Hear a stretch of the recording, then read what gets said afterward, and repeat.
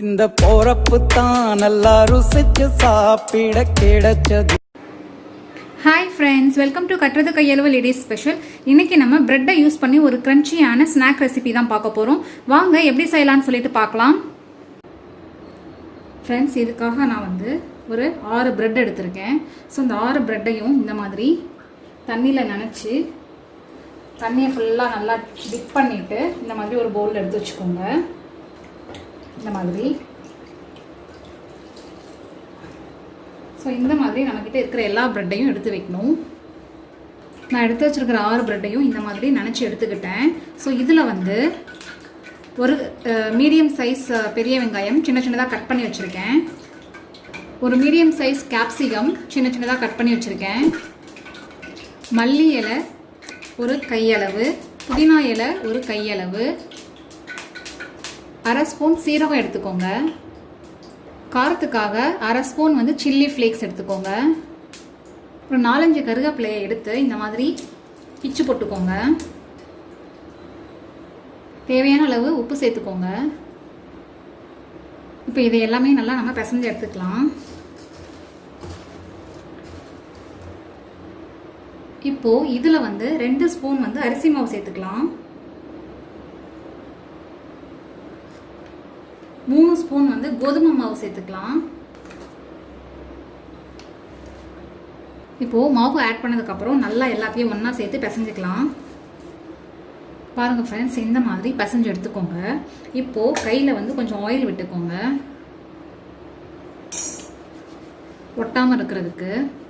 மாவை கொஞ்சம் கொஞ்சமாக எடுத்து இந்த மாதிரி ரவுண்டு பண்ணிவிட்டு ஜஸ்ட்டு கட்லட் ஷேப்க்கு இந்த மாதிரி கட் பண்ணி வச்சுருங்க. இந்த மாதிரி நம்ம எல்லாமே பண்ண போகிறோம். ஸோ நம்மக்கிட்ட இருக்க எல்லா மாவையும் இந்த மாதிரி கட்லட் மாதிரி தட்டி வச்சாச்சு. வாங்க இப்போது இதை எண்ணெயில் பொரிச்சு எடுக்கலாம். அதுக்காக கடாயில் எண்ணெயை ஊற்றி எண்ணெயை நல்லா சூடு பண்ணிடலாம். ஸோ எண்ணெய் ஓரளவுக்கு சூடானதும் நம்மளோட கட்லட்டை எல்லாத்தையும் எடுத்து உள்ளே போட்டுடலாம். ஸோ ஒரு 3 போட்டு ஃப்ரை பண்ணலாம். உங்கள் கடாய் நல்லா பெருசாக இருந்ததுன்னா நீங்கள் உங்கள் கடாய்க்கு ஏற்ற மாதிரி போட்டுக்கோங்க.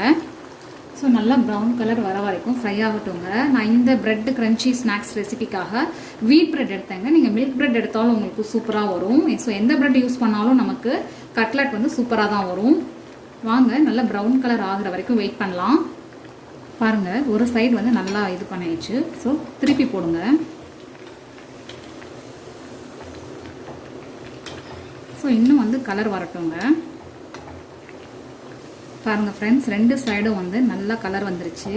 நீங்கள் ஹை ஃப்ளேமில் வச்சா கலர் உடனே வந்துருங்க. பட் உள்ளே எதுவுமே வெந்திருக்காது. நீங்கள் ஒரு மீடியம் ஃப்ளேமில் கொஞ்சம் நேரம் வெயிட் பண்ணி இந்த மாதிரி வெயிட் பண்ணி எடுத்தீங்க அப்படின்னா உள்ளேயும் நல்லாயிருக்கும், வெளியவும் நல்லா கிறிஸ்பியாக இருக்கும். இப்போது இதை நம்ம இந்த டிஷ்யூ பேப்பரில் எடுத்து வச்சிடலாம். ஸோ மீதி இருக்கிற ஆயிலும் நல்லா ஃபில்டர் ஆகிடும்.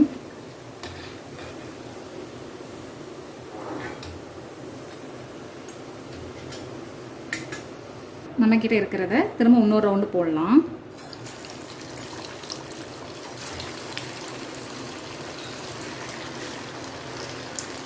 பாருங்கள், நம்ம செகண்டாக போட்டதும் நல்லா ப்ரௌன் கலரில் வெந்துருச்சு. இதையும் நம்ம டிஷ்யூ பேப்பரில் எடுத்து வச்சிடலாம்.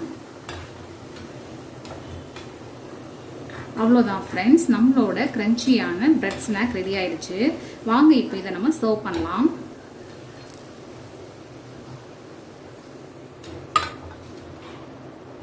பாருங்க ஃப்ரெண்ட்ஸ், எவ்வளோ ஈஸியான க்ரன்ச்சியான பிரெட் கட்லட் சட்டுன்னு ரெடி ஆயிடுச்சு.